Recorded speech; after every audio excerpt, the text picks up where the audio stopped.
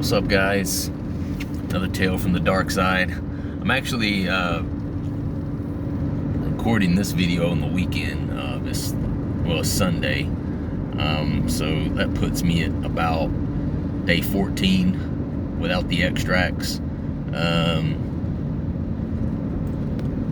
Sleep is finally starting to level out a little bit, although I have been a little more aggressive on the weekends with cutting down the amount of Kratom powder that I'm taking. I'm down roughly to anywhere around 9 to 10 grams of Kratom powder per day, which, it's not that much really if you consider, coming down off of a time where I was taking probably 2 of the extracts per day, and those things just have a crap ton of Kratom in the extracts. So if you've watched some of my previous videos, I've definitely been experiencing some slight withdrawals, especially at nighttime, since coming off of the extracts. And yesterday, I only took a couple of capsules in the morning, had about 1.5 grams. I didn't take any more capsules throughout the day. There's this kava bar, this kava and Kratom drinks that they have. They have like teas and like this sour gummy mixed Kratom drink that they have.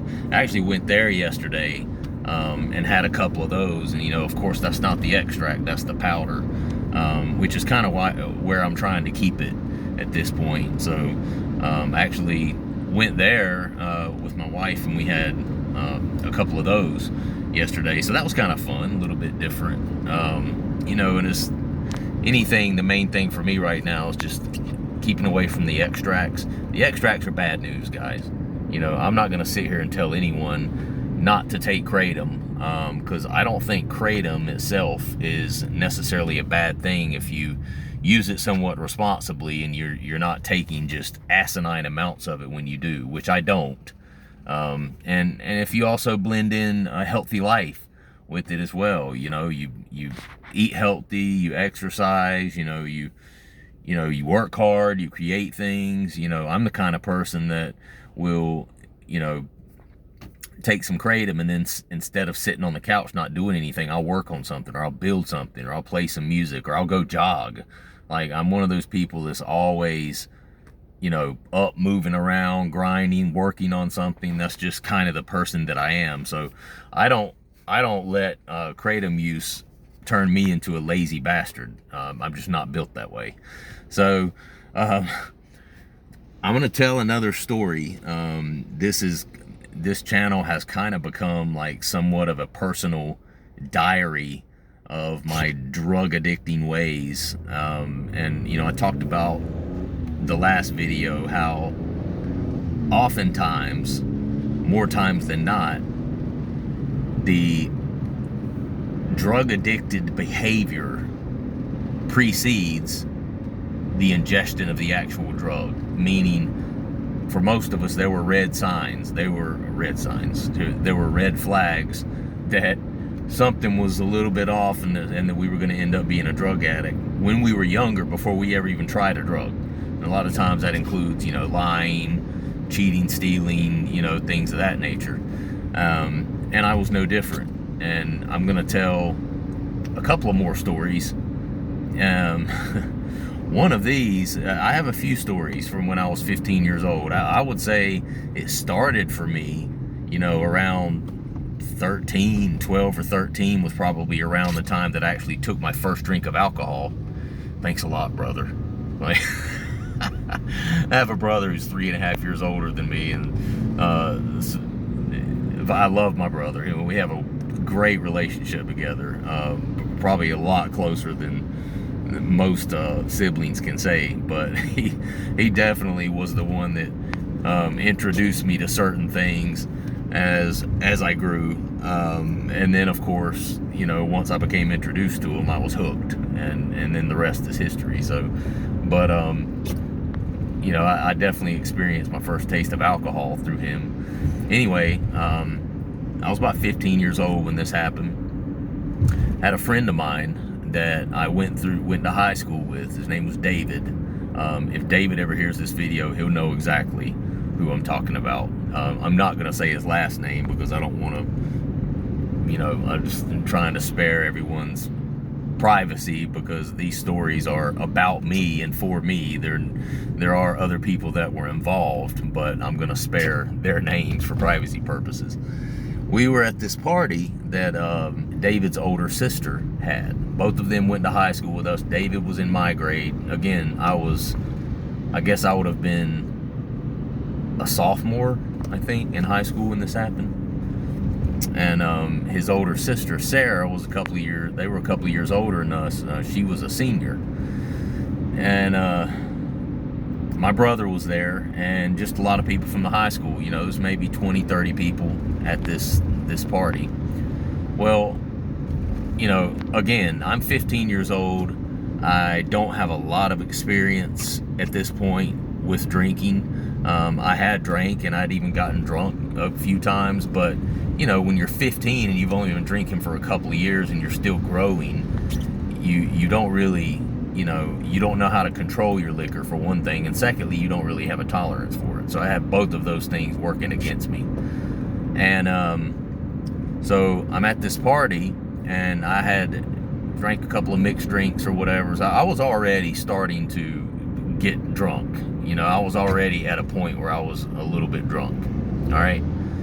Well, I go into my friend David's room back there, and we're all young kids, so they somehow had somebody to buy some alcohol and all that stuff, because most of the people at this party were not 21 years old, so we couldn't purchase alcohol, but they somehow got some alcohol, and David somehow had gotten a hold of some Pepe Lopez tequila, which obviously tequila is already just, it makes me cringe thinking about it. I'm not a big fan of tequila, especially after this story. You'll see why. But Pepe Lopez tequila specifically is not a very, high grade liquor. It's just one of the cheaper ones that you can buy. It's just probably full of all kinds of impurities, and it's just a bad thing. Well, I was already drunk. He calls me back into his room to show it to me that he has this fifth of Pepe Lopez tequila chilling up in his closet up under this pillow, and he pulls it out and he shows it to me. And we're 15 years old, so when you're 15, you're like, whoa, it's not often you see a full body bottle of liquor that somebody's actually holding that you can take a drink of if you want to. And I don't know if you ever done this before, but I was already drunk. Plus I was 15, plus I was inexperienced, and the time was right for me to just make a really, really stupid decision in that moment. And I did. So I grabbed this bottle of Pepe Lopez tequila, and I just turn it up to the head and take like a good, probably 7 to 10 just deep swallows of it. Straight liquor. 15-year-old kid. And this is not my first drink of the night. I've already had a few drinks. And the rest of the night, other than a few brief moments here and there, I have about maybe 3 actual memories of the night. And the rest of it I learned by people telling me what happened and what actually went down. That's how drunk I became. And so I'm just going to go through the memories that I have. One of the first memories that I have is a bunch of the kids were sitting down at the table playing cards. And granted, these were not just guys. There were some girls there. All of these people I went to high school with. My high school was a smaller 2A high school. There was probably maybe 90-something students in my graduating class. This is not a real big school, so everyone kind of knows everyone, that sort of thing. Everybody knew who I was. I knew who everyone was. And they're sitting there playing cards, And I come up and I'm hanging all over this girl named Tara. Sorry, Tara. I know that was probably hella uncomfortable for you. But I was drunk off my ass and I'm hanging all over her. Not hanging on her as in I'm trying to hit on her. I'm just, they're sitting there playing cards and I'm just, just being a drunk ass. Maybe play this card. I don't even know what I was saying. I barely remember. I just remember like her kind of laughing uncomfortably and everybody kind of giving me that look like, damn, Corey's fucked up, that sort of thing. That's what I remember about it. So I remember that.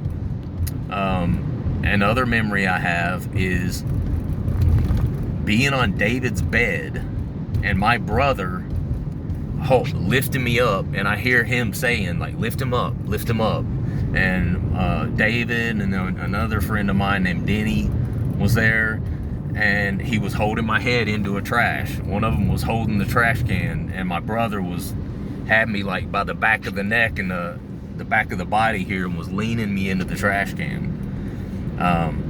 I remember that. And the other memory I have of the actual just drunken part was hearing them, feeling myself being carried, one person at my feet and then one person at my arms, being carried, and somebody saying, damn, he's heavy, and then boom, hitting the floor. And I remember like hitting the floor is like what actually aroused me to wake, because I was extremely inebriated, extremely drunk. And I remember hitting the floor and like waking up and opening my eyes for a second and seeing like Denny and my brother and David like trying to carry me. They were trying to carry me to the bathroom because I was throwing up all over David's room. And I was so drunk that I was not able to hold myself. I was passed out, but throwing up at the same time. So this is one of those things where my brother and my other friends that night, specifically my brother, literally saved my life. Literally saved my life. If they wouldn't have been smart enough to watch me and, and just watch over me that night, I probably would have choked on my own vomit and died. Literally. I'm not just saying that. That's exactly what would have happened. Because they said that I was laying on my back, completely passed out, and just throwing up.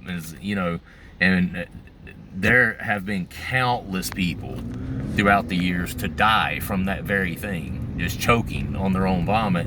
And if you're too drunk where you're not coherent and you're passed out, you can't do anything to help yourself in that situation. You'll just die. And fortunately that didn't happen to me because my brother and people who cared about me were there. After that, the next thing I remember is waking up at like maybe 3:30 in the morning. I was still drunk. Literally, I was awake, but I was still drunk at this point. And, a headache was starting to kick in. It was liquor that I'd been drinking. I didn't have a tolerance. It was just a bad situation. And so I walk into the living room, and most everybody that was at the party earlier that night had left and gone home. And there was still a few people left in the living room, but like the lights were off, or they were kind of all sitting around talking, but they weren't asleep. But there were a few people that were like staying the night or whatever who were still at the party. And so I walk in, and immediately everybody just kind of looked at me, and their responses was like, oh my God, dude, are you all right? And I literally at that moment I almost didn't know what they were talking about. I was like, what? Because I was so drunk that it was one of those where I woke up and I didn't even at that very moment remember that I was drunk or that I had been that drunk. And I kind of didn't have those flashback memories that I just explained. I really didn't have those until a little bit later on, but it was one of those things where at that very moment I didn't remember. And I was kind of like, why is everybody looking at me like that? Why is everybody being all standoffish? And and that's pretty much what I remember from that story. But that's a perfect example. You know, this didn't have to do with narcotics. This didn't have to do with anything except the fact that it was an indication, even at 15 years old, that I was going to be a person that had trouble controlling drug use, you know, and you know, poor impulsivity and just making the poor decisions associated with it and stuff like that. And that's, you know, it is what it is, man. You know, and that's one of the red flags that I was talking about, and most of us had them. Anyway, leave a comment below. Let me know if you guys have had some stories like that. I'd love to hear them. And you know, let's talk about it, man. It helps to talk about it. You know, I want to hear your guys' drug diary stories. But anyway, subscribe to the channel if you enjoy the content, if it's inspiring to you. And, you know, let me know about your journey. All right. Love you guys. Peace out.